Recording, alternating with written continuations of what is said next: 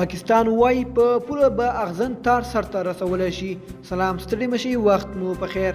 په AFG پلس چینل کې درته ښه راغلاست وایم. AFG پلس چینل تل ستاسو په چوپړ کې، نو هم دا اوس در سره چینل سبسکرایب کړئ. طالبانو ویلي د ډیورنډ پر کرښه د افغانستان او پاکستان ترمنځ ځینې پیښې شوې دي او په کار ده چې د دواړو ملکونو چارواکي دا مسله حل کړي.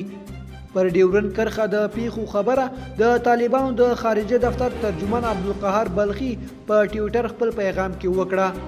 بلخي وویل طالبان د مفاهمت خبرو او د ښه ګاونډیتوب په بنیاد مسلې په حل کولو یقین لري او په دې مسله به د سفارتکاري د لارې خبرې وکړي.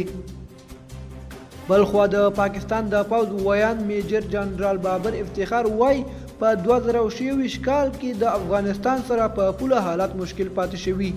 په شمالي وزیرستان کې په دوتوی علاقه کې کامیاب پوځي عملیات شوي او د افغانستان سره په پوله د پاکستان حکومتي علمداري په ځای کړی شوې ده. دوستانو زموږ د نن ورځې خبر تر همدې ځایه و. تر بیا ښه وخت.